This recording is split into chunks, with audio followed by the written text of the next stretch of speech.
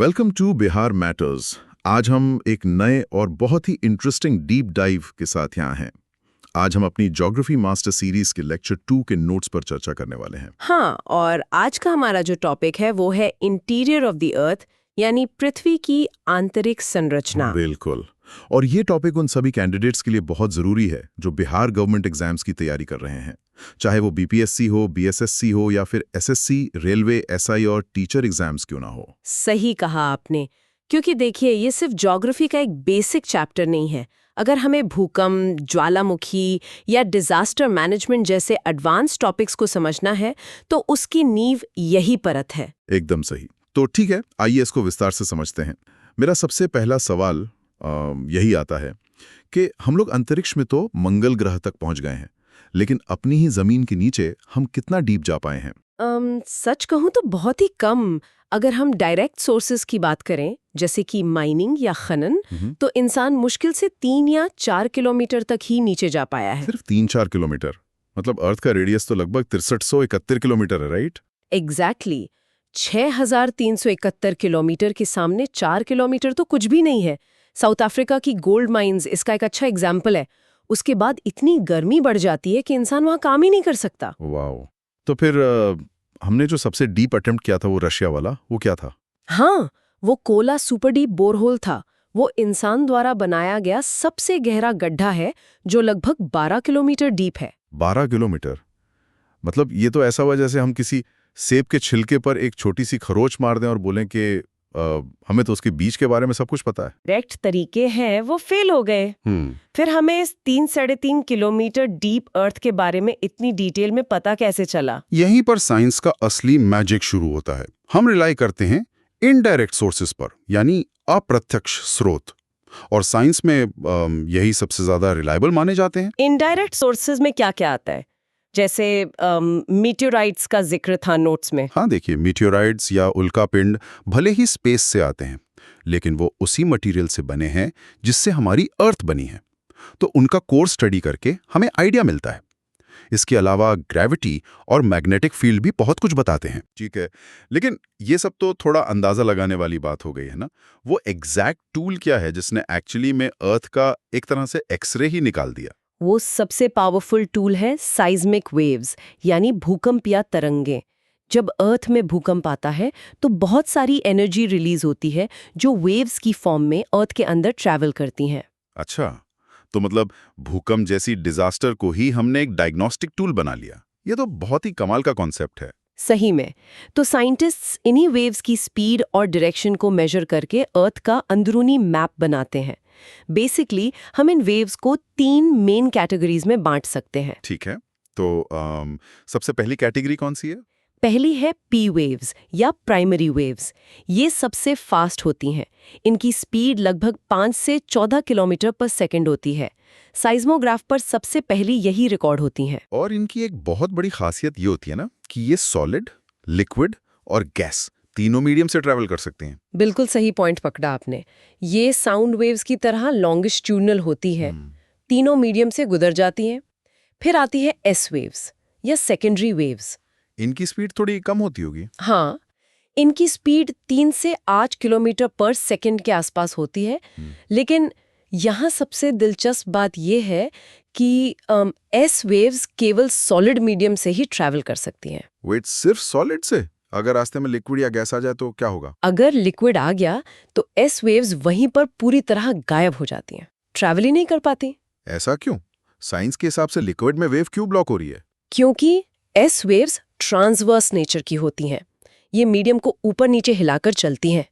अब सॉलिड को तो आप ऐसे हिला सकते हैं, लेकिन लिक्विड में शेयर स्ट्रेंथ नहीं होती, तो वेव आगे ही नहीं बढ़ पाती। राइट। ये तो अंदर की वेव्स हो गई।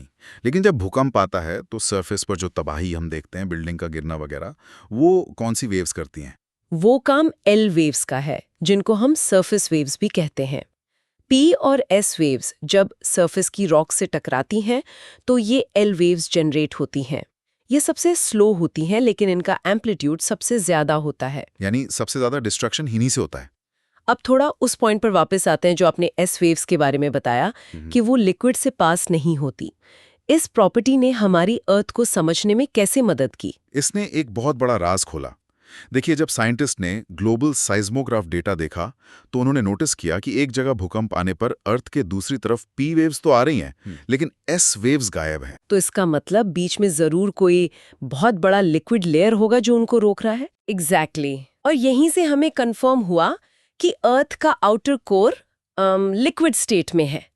बिना एस वेव्स की इस खासियत के हमें कभी नहीं पता चलता कि हमारे पैरों के इतना नीचे पिघले हुए लोहे का एक समुंदर है। ओह वाह! तो इससे एक और कॉन्सेप्ट निकल कर आता है जो एग्जाम में भी पूछा जाता है, शैडो जोन्स। ये क्या होते हैं, थोड़ा समझाएंगे? जरूर। शैडो जोन्स अर्थ के वो एरियाज हैं जहां साइस्मोग्राफ पर कोई वेव रिकॉर्ड नहीं होती। जब पी वेव्स उस लिक्विड आउटर कोर में घुसती हैं तो मीडियम चेंज होने की वजह से वो बेंड हो जाती हैं, जिसे रिफ्रैक्शन कहते हैं। जैसे पानी के ग्लास में पेंसिल मुड़ी हुई दिखती है। वैसा ही कुछ। सही कहा। इस बेंडिंग की वजह से 103 डिग्री से 142 डिग्री के बीच एक ऐसा एरिया बनता है जहां कोई डायरेक्ट पी वेव नहीं पहुंचती। ये पी वेव का शैडो जोन है। अच्छा, तो एस वेव्स का शैडो जोन कितना बड़ा होता है? क्योंकि वो तो लिक्विड में घुस ही नहीं सकती। बिल्कुल। एस वेव्स तो कोर में एंटर ही नहीं करती, तो 103 डिग्री के बाद का पूरा एरिया यानी 103 से लेकर 180 डिग्री तक उनके लिए शैडो जोन बन जाता है। तो मेरा एक छोटा सा सवाल है यहाँ पर, अगर एक जगह भूकंप आया और मैं उसके शैडो जोन में खड़ा हूँ, तो क्या मुझे बिल्कुल भी कुछ फील नहीं होगा? देखिए, आपको शायद सरफेस पर एल वेव्स की वजह से थोड़ा बहुत वाइब्रेशन फील हो जाए, लेकिन अर्थ के डीप अंदर से आने वाली डायरेक्ट पी या एस वेव्स उस एरिया में आपके साइज्मोग्राफ पर रिकॉर्ड नहीं होंगी। ये इनका एब्सेंस ही साइंटिस्ट्स को बताता है कि कोर की बाउंड्रीज कहाँ हैं। ये सच में साइंस का एक कमाल का डिडक्शन है। तो अब इन वेव्स की मदद से जो हमने अर्थ का एक्सरे निकाला है, उसको थोड़ा डिकोड करते हैं। हम क्रस्ट, मैंटल और कोर की बात करते हैं। सबसे पहले क्रस्ट। हाँ, क्रस्ट हमारी अर्थ की सबसे बाहरी और सबसे पतली लेयर है। इसमें एग्जाम के लिए 2 चीजें याद रखनी है, कॉन्टिनेंटल क्रस्ट और ओशनिक क्रस्ट। इनमें डिफरेंस क्या है? अक्सर कंफ्यूजन होता है कि भारी कौन सा है। देखिए, कॉन्टिनेंटल क्रस्ट जिस पर हमारी जमीन है वो मोटा होता है, लगभग 30 से 70 किलोमीटर। ये सिलिका और एल्यूमिनियम से बनता है, इसीलिए इसको सियाल कहते हैं। इसकी डेंसिटी करीब 2.7 ग्राम पर क्यूबिक सेंटीमीटर होती है। और ओशनिक क्रस्ट? ओशनिक क्रस्ट बहुत पतला होता है, सिर्फ 5 से 10 किलोमीटर, लेकिन ये सिलिका और मैग्नीशियम से बनता है, जिसे सीमा कहते हैं। और मैग्नीशियम भारी होता है तो इसकी डेंसिटी लगभग 3 होती है। अच्छा, इसीलिए भले ही कॉन्टिनेंटल क्रस्ट मोटा है, लेकिन ओशनिक क्रस्ट ज्यादा हैवी और डेंस होता है। एग्जैक्टली। और इसी डेंसिटी डिफरेंस की वजह से जब भी टेक्टोनिक प्लेट्स टकराती हैं तो भारी ओशियानिक प्लेट हमेशा हल्की कॉन्टिनेंटल प्लेट के नीचे सबडक्ट कर जाती है, यानी धंस जाती है। बहुत क्लियर पॉइंट है। अब क्रस्ट के नीचे चलते हैं, मैंटल पर। ये अर्थ का लगभग 84% वॉल्यूम कवर करती है, राइट? सही कहा। मैंटल करीब 2900 किलोमीटर डीप है। इसमें एक बहुत इंपॉर्टेंट लेयर होती है अपर मैंटल में, जिसे एस्थेनोस्फीयर कहते हैं। ये 100 से 350 किलोमीटर की डेप्थ तक होती है। और ये एस्थेनोस्फीयर पूरी तरह सॉलिड नहीं होती है ना, ये थोड़ी प्लास्टिक या सेमी फ्लूइड स्टेट में होती है। बिल्कुल। और यही एस्थेनोस्फीयर असल में एक इंजन की तरह काम करता है। इसके ऊपर की जो सॉलिड लेयर है, जिसमें क्रस्ट और थोड़ा अपर मैंटल आता है, उसे लिथोस्फीयर कहते हैं। हमारी टेक्टोनिक प्लेट्स इसी लिथोस्फीयर के टुकड़े हैं। और ये सारी प्लेट्स उस सेमी फ्लूइड एस्थेनोस्फीयर के ऊपर तैर रही हैं, लेकिन इनको मूव कौन कर रहा है? इन्हें मूव करती हैं कन्वेक्शन करंट्स, यानी संवहन धाराएं। कोर की गर्मी से मैंटल का मटेरियल गर्म होकर ऊपर उठता है, फिर ऊपर ठंडा होकर वापस नीचे गिरता है। ये एक साइकिल चलता रहता है जो प्लेट्स को पुश करता है। जैसे गैस पर उबलते हुए गाढ़े सूप में बबल्स ऊपर आते हैं, यही मूवमेंट अर्थक्वेक्स और पहाड़ों का कारण बनती है। अब हम अर्थ के सबसे अंदरूनी हिस्से में चलते हैं, कोर में। हाँ, कोर लगभग 3500 किलोमीटर मोटी लेयर है और ये मेनली निकल और आयरन से बनी है, इसीलिए इसको नाइफी कहते हैं। हमने पहले बात की थी कि आउटर कोर लिक्विड है, और इसी लिक्विड आयरन के घूमने की वजह से अर्थ का मैग्नेटिक फील्ड बनता है, जो हमें सोलर रेडिएशन से बचाता है। लेकिन यहाँ पर आकर बात सच में बहुत रोचक हो जाती है। वो कैसे? देखिए, इनर कोर की बात करते हैं। 5150 किलोमीटर से शुरू होकर अर्थ के सेंटर तक वहां का टेम्परेचर लगभग 5 से 6,000 डिग्री सेल्सियस है, सूर्य की सतह के बराबर। फिर भी इनर कोर सॉलिड कैसे है, पिघल क्यों नहीं जाता? ये बहुत ही आम डाउट है, लेकिन साइंस में किसी चीज का पिघलना सिर्फ टेम्परेचर पर डिपेंड नहीं करता, प्रेशर पर भी करता है। तो मतलब प्रेशर इतना ज्यादा है वहां? बहुत ज्यादा। इनर कोर पर उसके ऊपर की 5,000 किलोमीटर की रॉक्स, क्रस्ट और मैंटल का इतना एक्सट्रीम प्रेशर पड़ता है कि आयरन के एटम्स फैल ही नहीं पाते। लिक्विड बनने के लिए जगह चाहिए, पर प्रेशर उन्हें टाइटली पैक करके रखता है। इसीलिए 6,000 डिग्री पर भी वो सॉलिड है। कमाल है, गर्मी पिघलाना चाहती है पर प्रेशर उसे पकड़ कर रखता है और आखिर में प्रेशर जीत जाता है। एकदम सही तरीके से समझा आपने। अब क्विकली एग्जाम के लिए डिसकंटिन्यूटीज या असंबद्धताओं को रिवाइज कर लेते हैं। हमें कैसे पता चला कि कौन सी लेयर कहाँ खत्म हो रही है?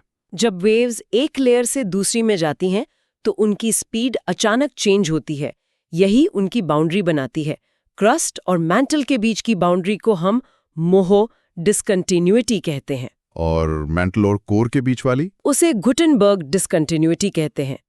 यहाँ पी वेव्स स्लो हो जाती हैं और एस वेव्स बिल्कुल गायब, क्योंकि लिक्विड आउटर कोर शुरू हो जाता है। और आखिर में आउटर कोर और इनर कोर के बीच आती है लेहमन डिसकंटिन्यूटी, जहां पी वेव्स फिर से फास्ट हो जाती हैं क्योंकि वो अब सॉलिड में घुस रही हैं। मोहो, गुटेनबर्ग और लेहमन, स्टूडेंट्स को ये सीक्वेंस याद रखना चाहिए। बिल्कुल। तो इन लेयर्स की स्टडी से हमें पता चलता है कि डेप्थ के साथ अर्थ में टेम्परेचर, प्रेशर और डेंसिटी तीनों बढ़ते हैं। क्रस्ट में डेंसिटी सबसे कम है और कोर में ऑलमोस्ट 13 ग्राम पर क्यूबिक सेंटीमीटर तक पहुंच जाती है। और टेम्परेचर जो बढ़ता है उसका एवरेज रेट 25 से 30 डिग्री सेल्सियस पर किलोमीटर होता है, जिसको जियोथर्मल ग्रेडियंट कहते हैं। सही। अब इस पूरी साइंटिफिक डीप डाइव को हम अपने लोकल एग्जाम कॉन्टेक्स्ट से जोड़ते हैं। The Bihar connection. हाँ, ये बहुत इंपॉर्टेंट है। देखिए, बिहार पूरा एक इंडो गैंजेटिक अलूवियल प्लेन पर बसा है। बिहार में ना कोई प्लेट बाउंड्री है, ना दोनों आपस में कहीं टकरा रही हैं। हाँ। तो मेरा सवाल यहाँ पर यह है कि अगर बिहार में कोई डायरेक्ट टेक्टोनिक टकराव नहीं है, तो फिर बिहार के इतने हिस्से हाई रिस्क साइज्मिक जोन 4 और जोन 5 में क्यों आते हैं? अगर हम इसको बड़े संदर्भ से जोड़ें तो जवाब बिहार के ज्योग्राफी में नहीं, उसके पड़ोसी ज्योग्राफी और खुद बिहार की मिट्टी में छिपा है। पड़ोसी ज्योग्राफी मतलब हिमालयाज की बात कर रही हैं आप? हाँ, बिहार के ठीक नॉर्थ में हिमालयाज हैं और हिमालय एक ऐसी जगह है जहां यूरेशियन प्लेट और इंडियन प्लेट लगातार एक दूसरे से टकरा रहे हैं। ये एरिया दुनिया के सबसे एक्टिव टेक्टोनिक जोन्स में आता है। अच्छा, यानी भूकंप की असली ओरिजिन या फोकस वहां पर होता है। एग्जैक्टली। लेकिन जब वो साइज्मिक एनर्जी हिमालय से ट्रैवल करके बिहार के इंडो गैंजेटिक प्लेन्स में आती है तो वहां की मिट्टी एक एम्पलीफायर का काम करती है। एम्पलीफायर मतलब एल्यूवियल सॉइल होने की वजह से? बिल्कुल। अलूवियल या जलोद मिट्टी बहुत डीप और नरम होती है। जब सॉलिड रॉक से आने वाली वेव्स इस लूज मिट्टी में आती हैं तो मिट्टी उस वाइब्रेशन को सोक करने की जगह कई गुना बढ़ा देती है। इस प्रोसेस को हम साइट एम्प्लीफिकेशन कहते हैं। ओह, इसको ऐसे इमेजिन कर सकते हैं कि अगर आप किसी सॉलिड लकड़ी के टुकड़े को हिलाएं तो वो ज्यादा नहीं कांपेगा, लेकिन अगर एक बाउल में भरी हुई जेली को टच करें तो वो बहुत देर तक और तेजी से हिलती रहेगी। बहुत अच्छी एनालॉजी है। यही कारण है कि एपिसेंटर चाहे कितना भी दूर क्यों ना हो, बिहार में अर्थक्वेक के झटके बहुत ही डिस्ट्रक्टिव होते हैं और डिजास्टर मैनेजमेंट की तैयारियों में इन्हीं चीजों को बेस बनाया जाता है कि हम बिल्डिंग किस मिट्टी पर बना रहे हैं। ये इन्फॉर्मेशन सच में प्रैक्टिकल लेवल पर कितनी जरूरी है। तो आज हमने एक लंबा और फैसिनेटिंग सफर तय किया है, कोला बोरहोल की लिमिट से लेकर कैसे एस वेव्स ने हमें अर्थ के लिक्विड कोर का प्रूफ दिया। हाँ, शैडो जोन्स को भी समझा और मोहो, गुटेनबर्ग जैसी सारी डिसकंटिन्यूटीज भी रिवाइज की। और एंड में बिहार का जियोलॉजिकल रिस्क फैक्टर भी समझा। मैं उम्मीद करता हूं सभी स्टूडेंट्स इन की पॉइंट्स को अच्छे से रिवाइज करेंगे, क्योंकि एग्जाम में इन्हीं कॉन्सेप्ट्स को थोड़ा ट्विस्ट करके पूछा जाता है, इसलिए रिवीजन बहुत जरूरी है। और आखिर में इस चर्चा को खत्म करने से पहले मैं एक विचार छोड़ना चाहूंगा जिसके बारे में हम सबको सोचना चाहिए। हमारे जो नोट्स दिए गए थे उसमें 2 वर्ड्स थे, आइसोस्टैसी और जियोथर्मल एनर्जी। हाँ, आइसोस्टैसी का मतलब होता है क्रस्ट और मैंटल के बीच का बैलेंस, और जियोथर्मल एनर्जी जो अर्थ की हीट से आती है। तो जरा सोचिए इस बारे में। हमारे पैरों के ठीक नीचे हजारों किलोमीटर की गहराई में एक पिघलता हुआ सूप है, 6000 डिग्री का एक धधकता हुआ कोर है, प्लेट्स टकरा रहे हैं, भूकंप आ रहे हैं, फिर भी सरफेस पर ये इतने बड़े पहाड़, समुंदर और कॉन्टिनेंट्स इतने परफेक्ट बैलेंस या आइसोस्टेसी में कैसे टिके हुए हैं? ये अर्थ का अपना एक कमाल का बैलेंसिंग एक्ट है। और एक और बड़ा सवाल ये उठता है कि क्या फ्यूचर में हमारी टेक्नोलॉजी इतनी एडवांस्ड होगी कि हम इस अजीम जियोथर्मल हीट को डायरेक्टली टैप कर सकें, बिना पोल्यूशन के पूरी दुनिया को रोशन करने के लिए? आइसलैंड जैसे देश थोड़ा बहुत कर रहे हैं, पर क्या हम इसे एक ग्लोबल स्केल पर कर पाएंगे? ये सच में एक प्रोवोकेटिव थॉट है और हमें जरूर इस पर एक्सप्लोर करना चाहिए। इसी विचार के साथ हम अपना आज का ये डीप डाइव पर आधारित लेक्चर यहीं समाप्त करते हैं। हमारी ज्योग्राफी मास्टर सीरीज आने वाले सेशंस में ऐसी ही डिटेल डिस्कशंस के साथ आगे बढ़ेगी। सभी सीरियस एस्पिरेंट्स को उनकी प्रिपरेशन के लिए ऑल द बेस्ट। और हमेशा की तरह welcome to the world of learning and keep exploring with Bihar matters. ये था बिहार मैटर्स। पढ़ते रहिए और आगे बढ़ते रहिए। नमस्कार।